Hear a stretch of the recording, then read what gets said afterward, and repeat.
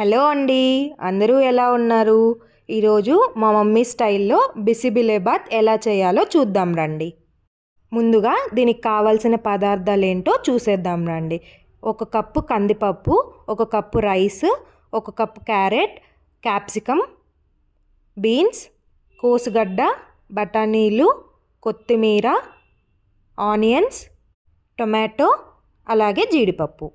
ఇప్పుడు కుక్కర్ తీసుకొని 1 cup rice, 1 cup కందిపప్పు, దీన్ని 2-3 టైమ్స్ బాగా వాష్ చేయండి. చూసారు కదా, ఇలా వాష్ చేసుకొని ఇందులో 6 కప్స్ వాటర్ వేసుకోవాలి. ఇప్పుడు ఇందులో కొద్దిగా పసుపు, క్యారెట్ ముక్కలు, కోసుగడ్డ, బీన్స్, కొద్దిగా సాల్ట్, అలాగే ఆయిల్ వేసుకొని మూత పెట్టుకోండి. ఇప్పుడు దీన్ని స్టవ్ మీద పెట్టుకోవాలి. స్టవ్ మీద పెట్టి 3 విజిల్స్ వచ్చేంత వరకు ఉడికించుకుందాము. ఇప్పుడు ప్యాన్ పెట్టుకొని కొద్దిగా ఆయిల్, 1 స్పూన్ మినప్పప్పు, 1 స్పూన్ శనగపప్పు, కొన్ని మెంతులు, 1/2 స్పూన్ జీలకర్ర, చెక్క, లవంగం, యాలకులు, అలాగే కొన్ని మిరియాలు. వీటిని లైట్గా ఫ్రై చేసుకోండి. మరీ దోరగా ఫ్రై చేస్తే టేస్ట్ బాగుండదు. ఇప్పుడు ఇందులోకి ఒక 10 ఎండుమిర్చి వేసుకోండి.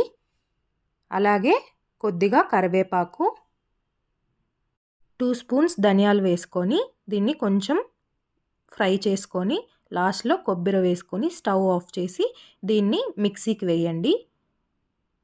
ఇది బాగా పౌడర్ చేసుకొని పక్కన పెట్టుకోండి. చూసారు కదా, ఇలా పౌడర్ అవ్వాలి. ఇప్పుడు నిమ్మకాయ సైజ్ అంతా చింతపండు తీసుకొని వాటర్లో నానబెట్టుకోవాలి.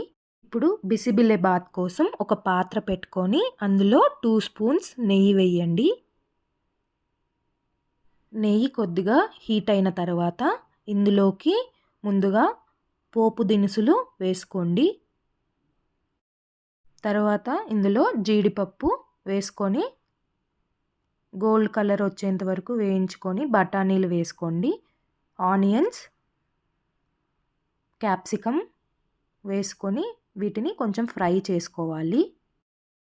ఇప్పుడు ఇందులో కొద్దిగా కరివేపాకు వేసుకొని దీన్ని ఫ్రై చేసుకోవాలి. ఇప్పుడు ఇందులోకి టమాటో ముక్కల్ని వేసుకొని కొద్దిగా సాల్ట్ వేసుకోవాలి. ఇవి బాగా కలుపుతూ వీటిని ఫ్రై చేసుకోవాలి. ఇప్పుడు ఇందులోకి మనం పక్కన పౌడర్ చేసి పెట్టుకున్న మసాలాని వేసుకొని కొద్దిగా ఇంగువ వేసుకోవాలి. దీన్ని బాగా కలుపుకోండి. ఇలా కలిపి అంతా మిక్స్ అయిన తర్వాత 1 గ్లాస్ వాటర్ పోయండి.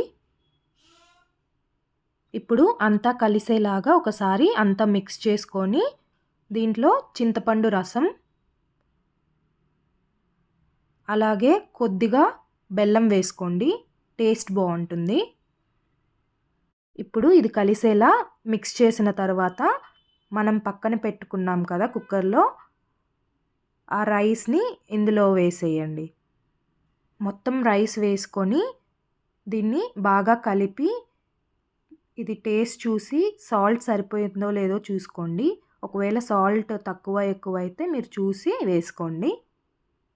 లాస్ట్లో కొత్తిమీర వేసి స్టవ్ ఆఫ్ చేసేయండి. అంతేనండి, మన టేస్టీ బిసిబిలేబాత్ రెడీ. చూసారు కదా, చూసేదానికి ఎంత కలర్ఫుల్గా ఉందో. మీరు కూడా ట్రై చేయండి. ఇది కర్ణాటక ఫేమస్ బిసిబిలేబాత్. మన సైడ్ అయితే సాంబార్ రైస్ అని కూడా అంటాము. మీరు ట్రై చేసి ఎలా ఉందో కమెంట్ చేయండి. మీకు కనుక ఈ వీడియో నచ్చినట్లయితే లైక్ చేసి షేర్ చేయండి. అలాగే ఛానల్ని సబ్స్క్రైబ్ చేసుకోండి. చాలా టేస్టీగా ఉందండి. మీరు కూడా మీ ఇంట్లో ట్రై చేయండి. మీ పిల్లలు బాగా ఇష్టపడతారు.